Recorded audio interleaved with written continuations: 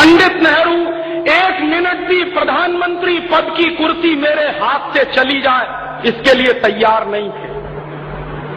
और इतिहास इस बात को अभी खो देगा किसी दिन तो जवाब मिलेगा कि हिंदुस्तान में सरदार पटेल के नाम पर कांग्रेस में जब वोट पड़ा था, कांग्रेस वर्किंग कमेटी की मीटिंग हुई थी और कांग्रेस वर्किंग कमेटी की मीटिंग में यह फॉर्मूला निकाला गया था कि कांग्रेस के तमाम प्रदेशों के अध्यक्ष जिस नाम पर वोट डालेंगे वही आदमी हिंदुस्तान का पहला प्रधानमंत्री बनेगा। और इसका फॉर्मूला कैसे बनाया गया था कि जिस आदमी के नाम पर सबसे ज्यादा वोट पड़ेंगे वो कांग्रेस का प्रेसिडेंट बनेगा और कांग्रेस का प्रेसिडेंट ही हिंदुस्तान का प्राइम मिनिस्टर बनेगा। ये फॉर्मूला कांग्रेस वर्किंग कमेटी ने निकाला था और उस फॉर्मूले के आधार पर वोट डलवाए गए थे। और उस जमाने में कांग्रेस में 15 प्रदेश अध्यक्ष थे और 15 प्रदेश अध्यक्षों ने जब वोट डाला तो उनमें से 14 वोट सरदार पटेल के पक्ष में पड़े थे, 1 वोट पंडित नेहरू के पक्ष में पड़ा था सिर्फ। और जब पंडित नेहरू के पक्ष में 1 वोट पड़ा तो पंडित नेहरू हार गए और सरदार पटेल जीत गए। तो कांग्रेस वर्किंग कमेटी के फॉर्मूले के आधार पर सरदार पटेल को कांग्रेस का अध्यक्ष बनाना तय हुआ और सरदार पटेल जब अध्यक्ष बनेंगे तो वही हिंदुस्तान के प्रधानमंत्री बनेंगे, ये भी तय हुआ। तब उस समय पंडित नेहरू ने कितनी गद्दारी का काम किया उसकी एक घटना मैं आपको सुनाता हूं। बहुत कम लोग जानते हैं कि जिस आदमी को आप चाचा नेहरू कहते रहे उसने सारे देश को कैसे बेचा है, उसकी आप घटना सुनिए। तो पंडित नेहरू के चरित्र में और सीताराम केसरी के चरित्र में आपको कोई फर्क नहीं समझ में आएगा। हुआ क्या, जब सरदार पटेल वोट जीत गए 14 वोटों से, मैसिव मेजॉरिटी से, तो तय हो गया कि अब तो कांग्रेस के प्रेसिडेंट सरदार पटेल बनेंगे और पंडित नेहरू हार गए, जमानत जब्त हो गई। कारण क्या था, पंडित नेहरू को कांग्रेस में कोई पसंद नहीं करता था। ये सबसे बड़ा सच है, कांग्रेस में कोई पंडित नेहरू को पसंद नहीं करता था। क्यों? उसका कारण था कि पंडित नेहरू चुरूट भी पीते थे, सिगरेट भी पीते थे और लेडी माउंटबेटन के साथ उनके जो संबंध थे उनके बारे में कांग्रेस का बच्चा बच्चा जानता था। नेहरू जैसा चरित्रहीन व्यक्ति इस देश में शायद ही कोई दूसरा होगा, ये मैं कह रहा हूं।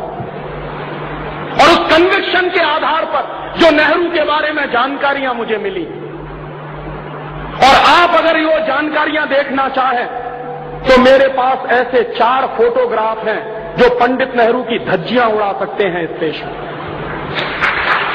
उनमें से 2 फोटोग्राफ तो अभी छप चुके हैं। आपने अगर 15 अगस्त 1997 की इंडिया टुडे पढ़ी हो और नहीं पढ़ी हो तो जरूर खरीद लीजिए, कहीं से मिल जाए तो। उस 15 अगस्त 1997 की इंडिया टुडे में पंडित नेहरू के 2 फोटोग्राफ छपे हैं और उन दोनों फोटोग्राफ को देखने के बाद किसी भी शर्मदार आदमी की आंखें शर्म से नीचे झुक जाएंगी।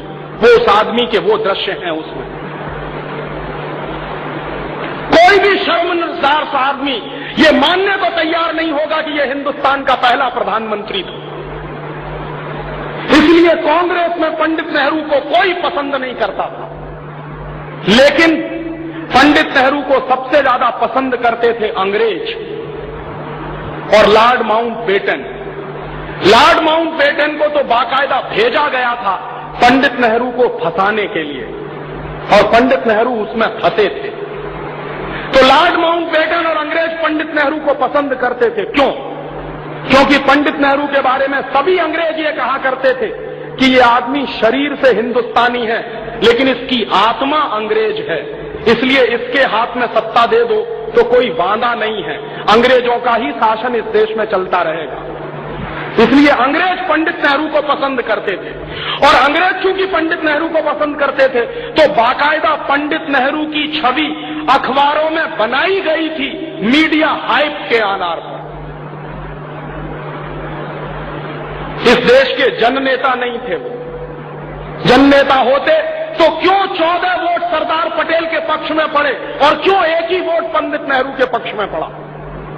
और जब पंडित नेहरू ने समझ लिया और देख लिया कि अब दाल गलने वाली नहीं है, मैं चुनाव भी हार गया हूं, कांग्रेस वर्किंग कमेटी में मेरी मेजॉरिटी भी नहीं रही है, तो पंडित नेहरू गए गांधी जी के पास। और ये गांधी जी के जीवन की सबसे ब्लंडर मिस्टेक मैं मानता हूं जो हुई। क्या किया? पंडित नेहरू गए बापू के पास और बापू को उन्होंने सीधे सीधे कहा कि बापू, अगर मैं हिंदुस्तान का प्रधानमंत्री नहीं बना तो मैं कांग्रेस को तोड़ दूंगा, और अगर कांग्रेस टूट जाएगी तो अंग्रेज हिंदुस्तान से नहीं जाएंगे, फिर उनको ये बहाना मिल जाएगा कि कौन सी कांग्रेस को हम सत्ता दें। जो कांग्रेस पंडित नेहरू वाली है उसको सत्ता दें, या जो पंडित नेहरू के बाहर की कांग्रेस है उसको सत्ता दें।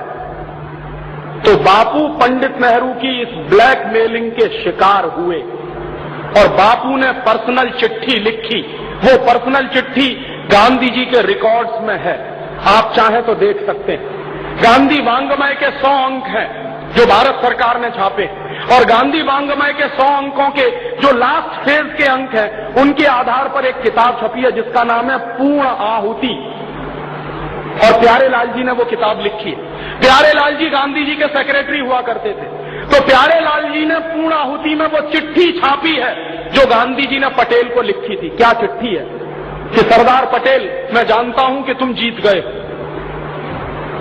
लेकिन नेहरू को प्रधानमंत्री बनाना है, इसलिए मैं चाहता हूं कि तुम वापस ले लो अपना नाम। सरदार पटेल ने बापू से सीधे मिलकर कहा कि बापू, ये आपकी अगर अंतरात्मा है तो मैं तो हमेशा आपका सेवक रहा हूं, आप कहते हो तो मैं अपना नाम वापस ले लेता हूं। और सरदार पटेल ने इतनी दरिया दिली दिखाई, गांधी जी ने उनसे यही कहा था कि नेहरू इस समय सत्ता के मद में अंधा हो गया है और कांग्रेस को तोड़ने की बात कर रहा है, और अगर इस समय कांग्रेस टूट गई तो अंग्रेज जाएंगे नहीं, उनको बहाना मिल जाएगा कि हिंदुस्तान में हम कौन सी कांग्रेस को सत्ता सौंपें, कौन सी कांग्रेस को ना दें। इसलिए अंग्रेजों को ये बहाना ना मिलने पाए, कांग्रेस ना टूटने पाए, तो मैं तुमसे अनुरोध कर रहा हूं कि तुम तुम्हारा नाम वापस ले लो। तब सरदार पटेल ने अपना नाम वापस लिया और इस तरह पंडित नेहरू हिंदुस्तान के प्रधानमंत्री बने। किस तरह की चालबाजी से हिंदुस्तान का पहला प्रधानमंत्री अपने पद तक पहुंचा, आप सोचिए जरा। इससे कम चालबाजियां आज चलती हैं क्या कांग्रेस में? ऐसी ही चालबाजियां तो आज चलती हैं कांग्रेस। ये कांग्रेस का चरित्र है।